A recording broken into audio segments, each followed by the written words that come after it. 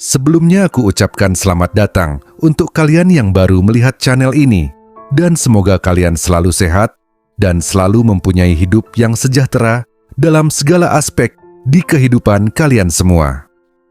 Dan untuk kalian yang sudah tahu channel ini, aku ucapkan terima kasih banyak kepada kalian karena kalianlah yang bikin aku selalu semangat terus membuat video short dan video long di YouTube ini.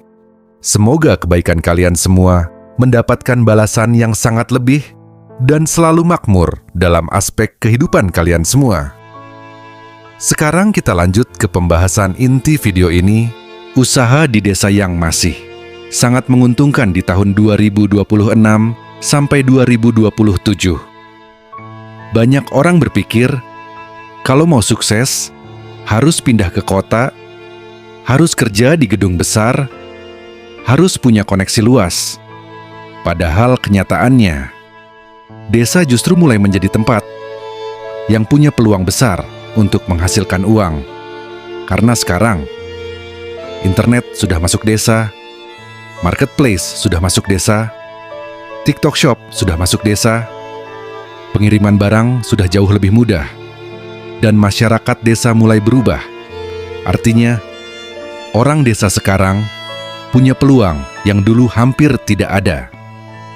Dan menariknya, di saat persaingan kota semakin brutal, desa justru masih punya banyak peluang yang belum terlalu padat pesaing. 1. Usaha makanan dan jajanan masih paling kuat. Ini usaha yang sering diremehkan. Padahal dari dulu sampai sekarang, makanan selalu punya market. Karena orang mungkin bisa menunda beli motor, menunda beli HP, tapi tidak bisa menunda makan. Dan di desa, usaha makanan justru sering lebih stabil. Karena biaya sewa lebih murah, persaingan tidak sepadat kota, dan hubungan pelanggan biasanya lebih loyal. Contoh usaha yang masih kuat di 2026 sampai 2027. Ayam geprek, nasi campur, warung kopi modern desa, jajanan kekinian, frozen food, minuman literan, roti rumahan, bakso, mie ayam, angkringan modern. Bahkan sekarang, jajanan viral dari TikTok bisa masuk ke desa hanya dalam hitungan hari. Dan banyak orang desa mulai ikut tren nongkrong. Makanya, konsep tempat makan estetik sederhana mulai sangat kuat di desa. 2. Warung kelontong modern masih sangat menguntungkan. Banyak orang mengira warung sudah kalah sama minimarket. Padahal tidak selalu, karena di banyak desa, orang masih lebih nyaman belanja dekat rumah. Apalagi kalau bisa hutang, bisa bayar belakangan, dan pemiliknya dikenal warga. Yang berubah sekarang hanyalah konsepnya.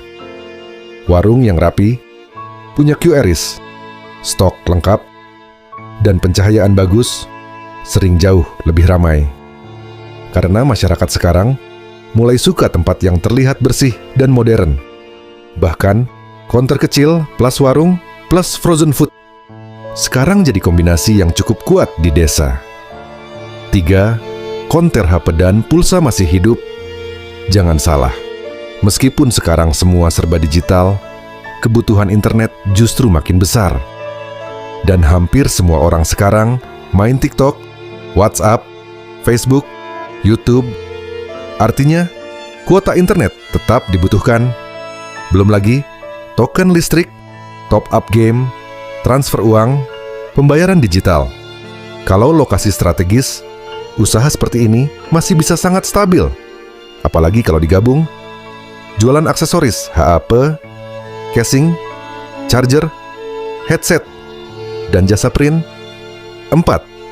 Pertanian modern mulai naik level. Ini yang mulai berubah besar. Dulu, bertani dianggap pekerjaan biasa. Sekarang, pertanian modern justru bisa sangat menghasilkan. Karena masyarakat kota mulai mencari sayur organik, buah segar, produk sehat, dan makanan alami. Makanya, hidroponik, greenhouse, dan pertanian organik mulai punya market besar. Masalahnya, banyak anak muda desa malah gengsi masuk pertanian. Padahal, di masa depan, makanan adalah bisnis yang tidak akan mati. Karena selama manusia hidup, makanan tetap dibutuhkan.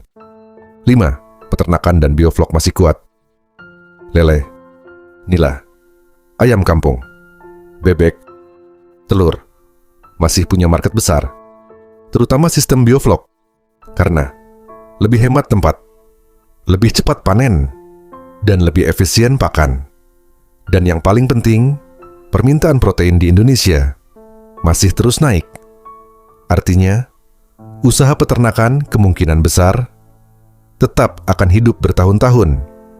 Kalau dikelola serius, hasilnya bahkan bisa jauh lebih besar daripada kerja biasa. 6.